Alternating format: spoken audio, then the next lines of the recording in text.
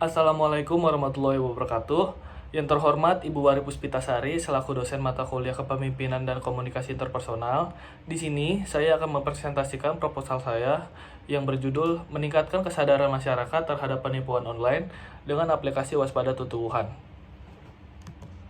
Saya memiliki tim riset yang beranggotakan 3 orang. Yang pertama ada Christopher Alplialdo, yang kedua ada Jeremia Latarepane, yang ketiga ada saya sendiri yaitu Fauzan Nurrahman. Latar belakang proposal ini adalah menghadapi masalah penipuan di Desa Citerep dengan menawarkan solusi berupa aplikasi yang bernama Waspada Tutuwuhan. Tutuwuhan sendiri diambil dari bahasa Sunda yang artinya penipuan. Aplikasi ini berisi informasi yang dapat mengedukasi pengguna tentang berbagai jenis penipuan yang sering terjadi dan cara pencegahannya. Aplikasi ini juga dilengkapi dengan fitur pengenalan pesan yang berpotensi penipuan dan melacak nomor telepon yang mencurigakan. Identifikasi masalah. Ada beberapa poin. Yang pertama ada ketidaksadaran pengguna. Kurangnya pemahaman tentang risiko penipuan online, tidak memahami metode dan teknik penipuan, serta rentan terhadap persarangan penipuan. Yang kedua ada teknik penipuan yang semakin canggih. Penggunaan seperti phishing, malware, penipuan, penjualan produk palsu, dan manipulasi data itu sulit dideteksi oleh pengguna. Selanjutnya ada kurangnya pendidikan. Tidak menyadari ancaman penipuan online, serta kurangnya pemahaman tentang teknik penipuan, dan kekurangan kesadaran akan keamanan digital. Selanjutnya ada kesulitan dalam mendeteksi penipuan. Penipuan menggunakan teknik canggih dan menyamar sebagai situs web dan layanan yang sah, dan pengguna juga kesulitan membedakan penipuan dari aktivitas yang sah. Lalu yang terakhir ada keterbatasan alat pencegahan. Alat pencegahan penipuan belum efektif dan belum dikenal banyak orang, serta tidak mudah diakses oleh pengguna. Gambaran umum social project.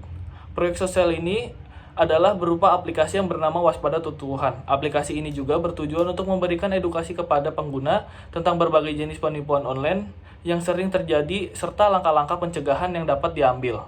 Diharapkan dapat mengurangi jumlah korban penipuan di Desa Citerep, meningkatkan kesadaran akan risiko penipuan online, serta memberikan alat yang berguna bagi pengguna untuk melindungi diri mereka sendiri. Usulan solusi. Usulan solusi adalah menciptakan aplikasi Waspada Tutuwuhan dengan fitur edukasi, pendeteksi ancaman, pelacakan nomor mencurigakan, materi bacaan, dan pengingat kesadaran. Aplikasi ini akan membantu masyarakat Desa Citerep untuk menjadi lebih waspada terhadap penipuan online dan melindungi diri mereka sendiri. Langkah-langkah implementasi.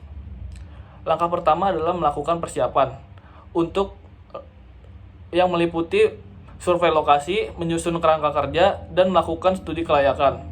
Dokumen identifikasi masalah disusun dan divalidasi dilakukan kepada masyarakat Desa Citerep tersendiri. Lalu yang kedua ada implementasi, dilakukan dengan pembuatan aplikasi dan pengujian kepada masyarakat untuk mengukur tingkat pemahaman mereka. Setelah pengujian, aplikasi akan disempurnakan sebelum diluncurkan. Peluncuran akan disertai dengan sosialisasi dan edukasi yang melibatkan pemerintah setempat dan pihak yang terkait.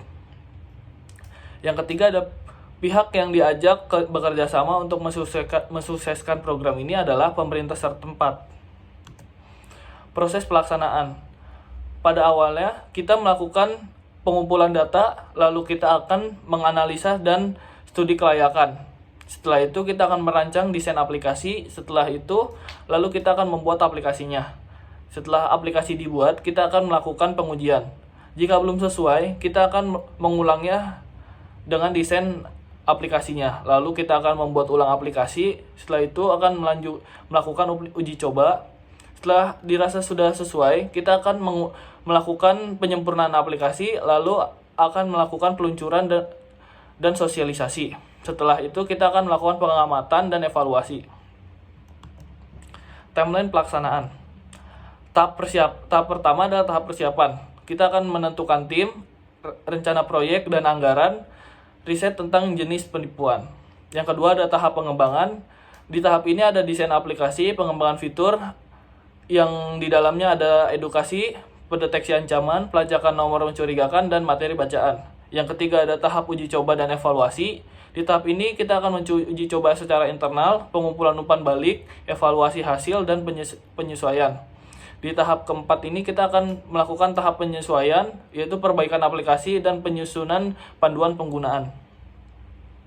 Di tahap selanjutnya ada tahap peluncuran. Di tahap ini kita akan mempersiapkan persiapan kampanye, peluncuran, lalu perkenalan kepada masyarakat. Di tahap terakhir itu ada tahap monitoring dan evaluasi.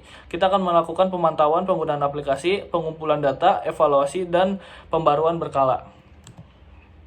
Manfaat dari program ini ada 4. Yang pertama adalah pencegahan penipuan, yang kedua adalah kesadaran dan edukasi, yang ketiga adalah transfer pengetahuan dan keterampilan, yang keempat adalah pendampingan tim. Roadmap, yang pertama ada tahap persiapan, mengidentifikasi masalah penipuan yang ada dan tujuan proyek, lalu membentuk tim pengembang, lalu menganalisis kebutuhan pengguna dan penentuan fitur utama. Yang kedua ada tahap perencanaan. Di tahap perencanaan ini ada desain antarmuka pengguna, lalu melakukan arsitektur sistem dan infrastruktur teknologi yang akan digunakan.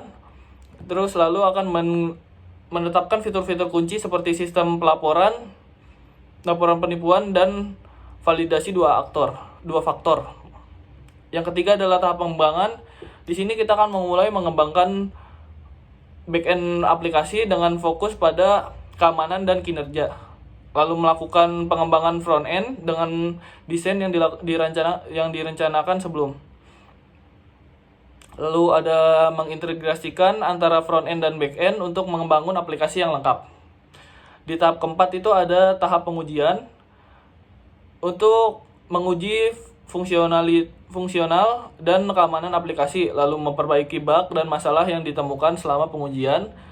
Yang terakhir mengevaluasi pengalaman pengguna dan memperbaiki sesuai kebutuhan. Yang kelima ada tahap peluncuran, itu merilis aplikasi di platform yang ditargetkan, lalu melakukan kampanye pemasaran untuk meningkatkan kesadaran pengguna, dan yang terakhir ada memberikan pelatihan dan dukungan pengguna setelah peluncuran.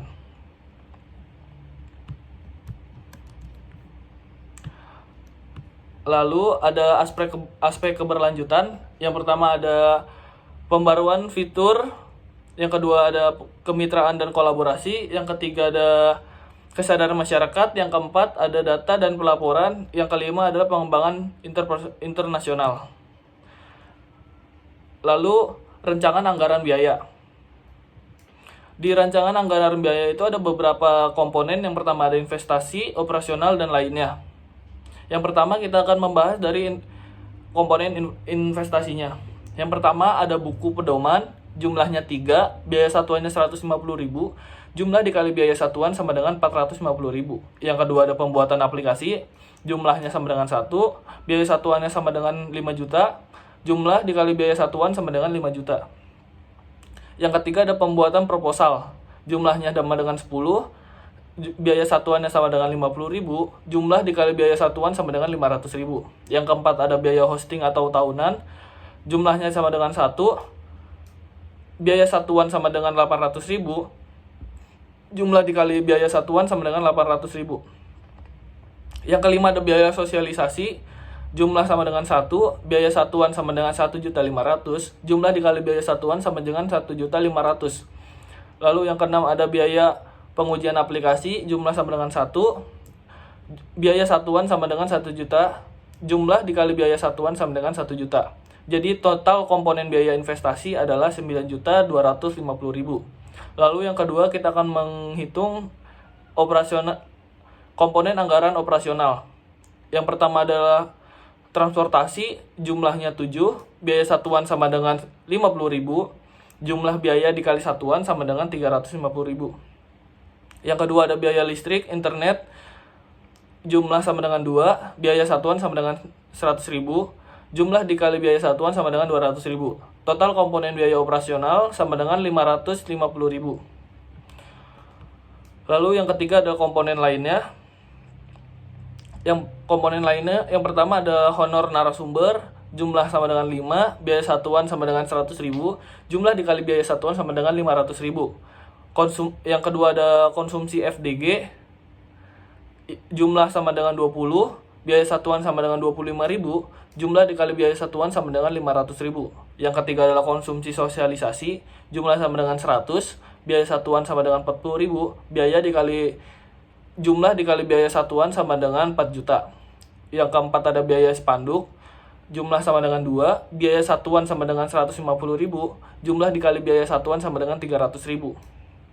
Yang terakhir ada biaya brosur, jumlah sama dengan 500, biaya satuan sama dengan 700 perak, jumlah dikali biaya satuan sama dengan 350. Total komponen biaya lainnya adalah 5.650.000. Jadi jika dijumlahkan komponen investasi, operasional, dan lainnya, itu menghasilkan 15.450.000. Rancangan awal aplikasi. Di halaman home screen, di pojok kiri atas, itu ada profile picture kita dan nama kita. Di sebelah kanan ada logo lonceng yang berfungsi untuk notifikasi. Di bawah, agak turun ke bawah itu ada edukasi dan serta materi bacaan yang kita bisa mencari dan membaca berita-berita terkini tentang penipuan. Lalu di bagian paling bawah, kita bisa mengecek nomor penipuan dengan cara memasukkan nomornya. Jika kita sudah memasukkan nomornya, di situ akan ada notifikasi seperti bawah, nomor tersebut terdeteksi sebagai penipu. Sekian dari saya, kurang lebihnya mohon maaf. Wabillahi taufiq wal hidayah. Wassalamualaikum warahmatullahi wabarakatuh.